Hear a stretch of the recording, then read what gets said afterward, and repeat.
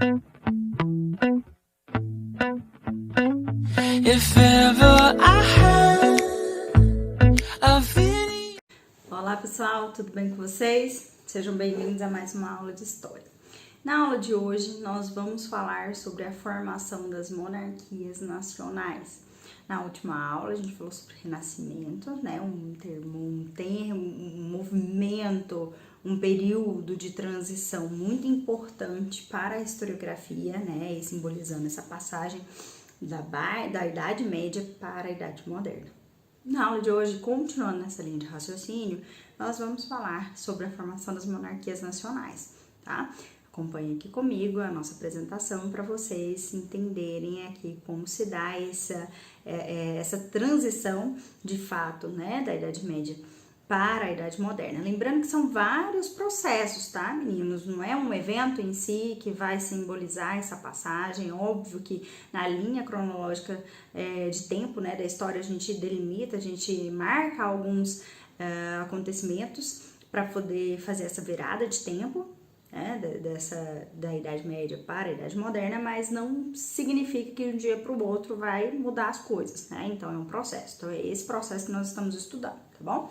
Vem aqui então para a gente ver como vai se dar essa formação das monarquias nacionais, que são fundamentais para o estabelecimento desse novo período chamado Idade Moderna. Então nós temos esse processo se dando ali na Baixa Idade Média, né, ali dos séculos XI até meados do século XV, já acontece esse processo de formação das monarquias nacionais. Os antecedentes dela obviamente, a Baixa Idade Média, que nós vimos ali nos últimos conteúdos, né? Reinos de curta duração, resultantes de fusão entre a sociedade romana e germânica, os reinos estavam fragmentados em feudos e politicamente descentralizados. Como a gente frisou várias vezes, o rei possuía poder de direito, mas não de fato, né? Além, ainda nessa linha dos antecedentes, existia o feudalismo, né? Obstáculo à expansão do comércio, multiplicando alfândegas e impostos, pluralidade de moedas, diversidade de leis e falta de segurança, né? Então, para a gente conseguir entender como se deu a formação dessas monarquias nacionais, é preciso entender todo esse contexto da Baixa Idade Média. Tá? Então, como essas sociedades estavam organizadas, por isso que em história, meninos, é muito difícil, se faltar algum conteúdo, a gente dá início assim aleatoriamente, porque é preciso que vocês entendam que é um processo, então uma coisa estimula a outra, tá bom? Então, olha só, continuando nessa linha dos antecedentes, né, a gente já viu aqui o feudalismo, a crise desse sistema feudal, a crise dessa Idade Média. Lembra que nós falamos que a crise do século XIV, que levou à queda aí dessa conjuntura, dessa organização medieval, foram aí a guerra, né, fome e doença. Lembra disso? A guerra, uma série de conflitos que acontecem na Baixa Idade Média, fome, por conta da quantidade de pessoas ali que existiam na Idade Média e não era proporcional à quantidade de comidas, além do fato de uma crise climática ter aí assolado boa parte, né, acabado com boa parte dos estoques, tá bom? E a doença, a peste negra. Diminuição da produção agrícola, então, o aumento da fome, o surgimento da peste negra e o aumento do número das guerras, tudo isso contribuiu para o fim da Idade Média. A solução para todos esses problemas também se dava na centralização política em torno da figura de um rei, ou seja, incentivar a criação dos estados nacionais, das monarquias nacionais. Percebam, enquanto no começo da Idade Média, lá na Alta Idade Média, acontece o processo inverso, ou seja, de descentralização política, né, de fragmentação do poder. Existia o rei, mas ele não tinha tanto poder, quem tinha mais poder era o próprio senhor feudal.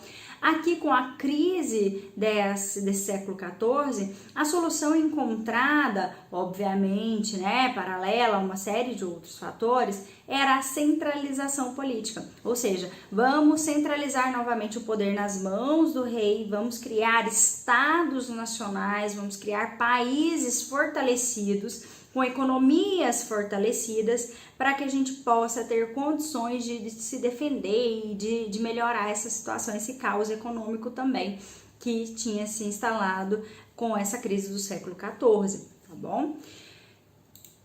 Os interessados nessa centralização política, isso aqui é muito importante, meninos, tá? Primeiro, os monarcas, né? Os reis tinham interesse que o poder se centralizasse em suas mãos, né? Pois desejavam retomar o poder que havia sido fragmentado pelos senhores feudais lá atrás, lá no começo da Idade Média. Então, era de interesse desses monarcas que houvesse essa centralização política aqui em suas mãos. A nobreza, né, os senhores feudais, também se beneficiariam com essa centralização política, já que para que eles pudessem, né, manter esses privilégios que ainda restavam. Percebam, amores, essa crise do século XIV faz com que essa nobreza feudal se veja enfraquecida, né, com as guerras, com a fome, com a quantidade de revoltas, muitas vezes, né, de revoltas camponesas, com a quantidade de pessoas morrendo por conta dessa peste negra, e esses senhores feudais já não conseguiam mais proteger essas pessoas.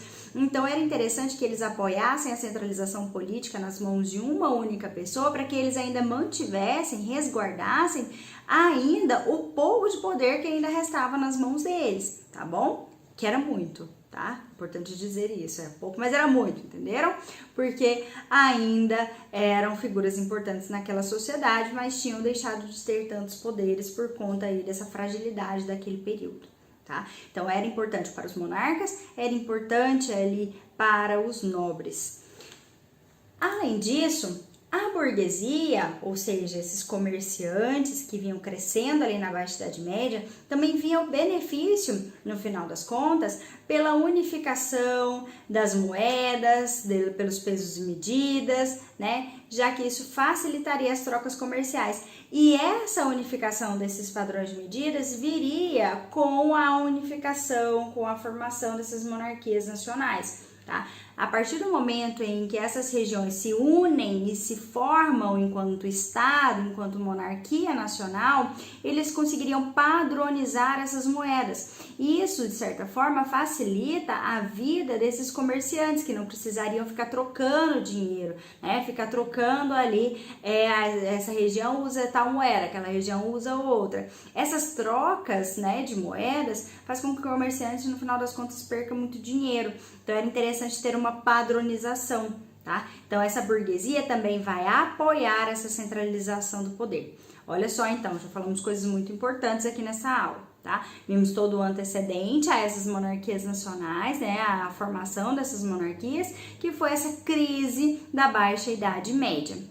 Isso faz com que a solução fosse, né, a solução encontrada, então, seria da centralização do poder nas mãos do rei.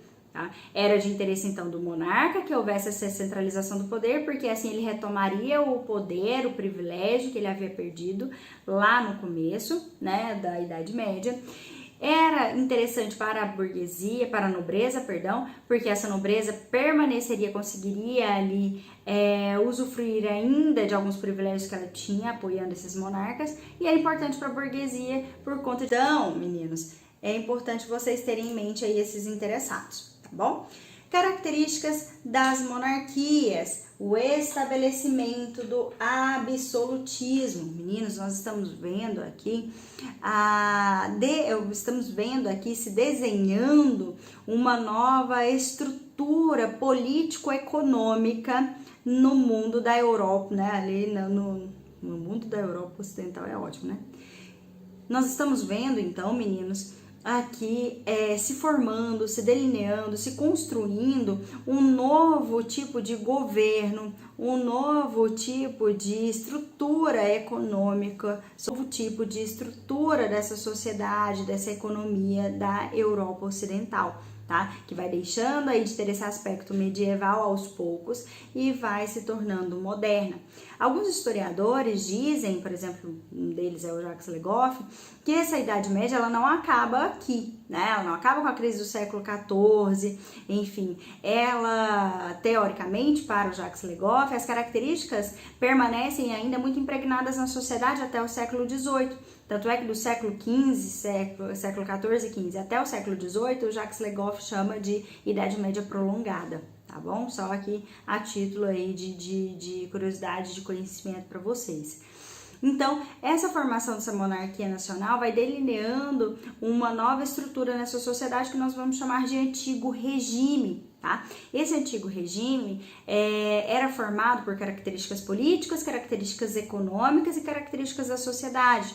Nos termos da característica ali política, se estabelece o absolutismo, ou seja, a centralização do poder nas mãos do rei. O rei, teoricamente, teria o poder absoluto, tá bom? Ele seria visto, a partir de agora, como uma espécie de representação de Deus na Terra, tá? Nós vamos falar sobre isso quando nós formos ver aqui nas próximas aulas sobre esse antigo regime, tá? Além disso, na estrutura econômica vai se estabelecer o mercantilismo. Esse mercantilismo, também muito importante, é a estrutura econômica, um conjunto de práticas econômicas que vão aqui se delineando nesse antigo regime. Vai ser favorecida a balança comercial favorável, né? Ou seja, ter mais lucro do que prejuízo, vender mais do que comprar para o país. E quanto mais o Estado Nacional, o país tiver dinheiro nesse caso aqui era medido na quantidade de metais preciosos, principalmente ouro e prata, tá? Então, quanto mais o país, o Estado Nacional tivesse ouro e prata, mais rico e mais poderoso ele era, tá? Em termos da sociedade, vai ser uma estrutura estratificada, uma estrutura muito bem organizada, né? Ali em que o rei vai estar no topo, a nobreza, né? Vai estar ali, vai compor esse segundo estado, porque o primeiro estado é o clero, porque a igreja permanece tendo muita importância aqui nesse contexto, tá? Nesse antigo regime, e embaixo tem o restante todo da população, que nós vamos chamar de terceiro estado. Mas fica tranquilo que nós vamos ver com calma esse antigo regime, tá bom? Tem aí umas 2 aulas preparadas apenas sobre o antigo regime para vocês acompanharem. Vem pra cá. Então, esse absolutismo, que seria o poder total, eu coloquei aqui sublinhado porque nós vamos discutir isso, não é simplesmente o rei quer fazer qualquer coisa e ele faz sem ter uma burocracia por trás, sem ter um conselho de Estado por trás, não era bem assim, mas ele tinha aí amplos poderes porque ele estava centralizado em suas mãos, tá? Um dos grandes nomes desse absolutismo é um rei francês, o rei Luís XIV, que ele dizia que o Estado era ele. Nós vamos falar sobre o rei Luís XIV também, porque ele se dizia, né, o Rei Sol. Ele foi um importante personagem da história francesa. Nas próximas aulas nós vamos falar sobre ele. O que dava poder para esse rei era a teoria do direito divino dos reis, ou seja, ele era o próprio representante de Deus na Terra, então ninguém questiona Deus, então não se questiona o poder do rei, tá? Essa era a ideia. Essa teoria do poder divino dos reis foi criada por um escritor da época chamado Jacques Bossuet, que vai dar legitimidade a esse poder do rei. Como eu disse para vocês, em termos econômicos, é estabelecido o mercantilismo. O Estado intervém na economia e tinha por princípios, por exemplo, a balança comercial favorável, exportar mais do que importar e acumular capitais. Nas próximas aulas, nós vamos estudar as grandes navegações, tá? E aí é uma aula, enfim, eu tenho um vídeo gravado já sobre essas grandes navegações. Nós vamos aqui dividi-lo em algumas partes para vocês assistirem aqui essas aulas, tá? A aula está fantástica, modéstia à parte, né? Porque eu mostro muitas imagens e trago alguns resumos para vocês ao longo da aula. Então, eu acredito que vocês vão ter facilidade em entender esse conteúdo. Enfim, nas próximas aulas eu vou dividir essa aula aqui em algumas partes. Por isso, às vezes vai cortar uma aula do nada, tá? Mas é porque para vocês assistirem ela certinho. tá? É feito também, nesse período, no mercantilismo, existe o acúmulo de capitais, ou seja, o acúmulo de dinheiro, acúmulo de metais preciosos, que, como eu disse lá atrás, trazia mais poder para o Estado. O Estado também, né, essa monarquia nacional vai criar um exército nacional, cria-se a delimitação territorial e cobra-se impostos, principalmente do terceiro estado, né? A nobreza não paga os impostos, o clero não paga imposto, o rei não paga imposto, mas a burguesia e o terceiro estado, né? A burguesia estava situada no terceiro estado, tinha que pagar esses impostos, tá? Essa delimitação territorial é muito importante também nesse período, é justamente aqui com essa formação das monarquias nacionais que o território europeu vai se delineando aos poucos e se tornando semelhante ao que a gente conhece hoje, tá? Seguindo aqui, então, o rei volta ao poder, né? O clero apoia a centralização do poder, a nobreza apoia a centralização do poder, os servos, coitados, eles eram quase que obrigados a apoiar essa centralização do poder, e a burguesia também por ver interesses comerciais. Uma das primeiras monarquias nacionais formadas foi Portugal, ali no século XII, já ainda na Baixa Idade Média, inclusive, tá? Os reinos de Leão, Castela, Navarra e Aragão lutaram contra os mouros, lá contra os islâmicos, contra os muçulmanos. Nós já falamos sobre eles lá na aula de Idade Média, tá? E em troca de ajuda deram terras do condado de Portucalense a Henrique de Borgonha. Após sua morte, seu filho Dom Afonso Henriques lutou pela autonomia política do condado. Esse estado monárquico de Portugal foi o primeiro a se formar com a dinastia de Avis, ou seja, uma sequência de reis dessa família, dessa dinastia que vai ser chamada Avis, tá bom? Aqui um mapa para vocês entenderem, no final do século XI, os muçulmanos tinham boa parte aqui do domínio espanhol e do domínio de Portugal, onde hoje, né, são os domínios de Espanha e Portugal. No século XII, eles vão empurrando, né, eles vão expulsando aqui estes muçulmanos e formando os seus países. A formação de Portugal, então, se dá justamente por meio aí dessa fusão de alguns reinos e aí da expulsão desses muçulmanos.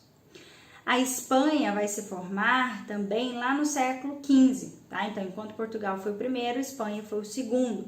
Também ocorreu quando os reinos de Leão, Castela, Navarra e Aragão lutaram contra os mouros. Após a retirada dos invasores, os reinos de Aragão e Castela uniram-se através da política do casamento. Naquele período, queria-se unir terras, poder, eles faziam o casamento, eles usavam o casamento como objetivos políticos, tá? Feita entre Fernando de Aragão e Isabel de Castela. A integridade do território da Espanha foi obtida após a expulsão dos mouros de Granada, né, em 1492, dando então a formação aí da Espanha. Esse mapa aqui já do século XIII mostra Portugal mais próximo daquilo que a gente conhece do território português hoje, e aqui da Espanha, né, depois da união de todos esses, a expulsão aqui dos muçulmanos desse último território aqui de Granada, forma então a Espanha. A Inglaterra e a França também vão se formar enquanto monarquias nacionais no século XV, por meio da Guerra dos 100 Anos, que na verdade não durou 100 anos, durou 107, né? do ano de 1337 a 1453. A maior guerra europeia do período medieval foi travada entre os reinos de Inglaterra e França. À medida que os nobres morriam, seus feudos iam passando para a posse dos reis, aumentando a concentração de poder. Possibilitou a criação de uma identidade nacional entre os ingleses e franceses. Inclusive existe uma rixa, né, histórica entre aqui os ingleses e os franceses, tá? Então, justamente por conta aqui dessa Guerra dos 100 Anos também. A gente brinca, diz que eles são inimigos, óbvio, né? Seculares, tá? aqui um mapa mostrando esses conflitos e como isso vai se delineando aqui nesse território, né, da Inglaterra e da França, tá? Aqui no final nós temos a formação da Inglaterra aqui e da França aqui nesse território onde eu estou mostrando, beleza? Uma curiosidade, né, nós já falamos sobre ela, inclusive, lá naquela aula da crise do século XIV, a Joana d'Arc, né, que foi uma heroína francesa na Guerra dos 100 Anos, foi executada na fogueira ao ser capturada pelos ingleses, após ser condenada por bruxaria, já que dizia falar direto com Deus, né, por meio do Tribunal da Santa Inquisição, ela é enviada para a fogueira. A sociedade, então, a partir da formação dessa monarquia nacional, é dividida entre aqueles que são privilegiados e os não privilegiados, né? Por cima nós já falamos um pouco sobre isso. Os privilegiados, o clero, o rei também, tá? O clero e a nobreza, o rei fazia parte da nobreza, inclusive. E os não privilegiados, era o terceiro estado, que era o povo em geral, inclusive a burguesia, tá bom? Reforçando mais uma vez, o mercantilismo é uma política econômica adotada pelas recém-formadas monarquias nacionais, então é um conjunto de práticas econômicas. Alguns historiadores dizem que, inclusive, o mercantilismo é um pré-capitalismo, tá? Mas eu prefiro dizer que é um conjunto de práticas cujo objetivo é a acumulação de capital para fortalecer a economia. Para isso defende, né, que são as práticas desse mercantilismo. A balança comercial favorável, ou seja, vender mais do que comprar. Protecionismo alfandegário, então a taxação de importações, os produtos que entram no país, né, que entram na monarquia nacional, precisam pagar altas taxas, né, são paga e tem que tributar, e mais alto do que o produto feito interno. Metalismo, que é o acúmulo de ouro e prata, é por meio disso que traz cada vez mais poder para o Estado. Quanto mais ouro e prata, mais poderoso eu sou. Estímulo à agricultura e a manufaturas, então a prática também ali de pequenas fábricas, digamos assim. E o colonialismo, né, a exploração do pacto colonial. Isso aqui é muito importante, que é nesse contexto do mercantilismo, nesse contexto do antigo regime, que acontece a colonização, que é o nosso próximo conteúdo, tá? As grandes navegações acontecem dentro dessa lógica, tá bom? Esse colonialismo, então, é a exploração de outros territórios, principalmente quando esses europeus descobrem aqui o novo mundo, né, as Américas, território que eles ainda não conheciam. Eles vão dominar com o objetivo de encontrar principalmente metais preciosos, ouro e prata, para poder aqui fortalecer o seu estado, tá bom? Nós vamos aqui na próxima aula, então, aprofundar nesses conceitos na medida em que nós formos falar sobre as grandes navegações, tá? Espero que vocês tenham entendido. Qualquer dúvida, mande mensagem no WhatsApp, porque é muito importante vocês entenderem isso daqui, para que vocês consigam compreender as lógicas, né, os conceitos, enfim, do colonialismo, tá bom? Grande beijo e até a próxima, hein? Tchau, tchau!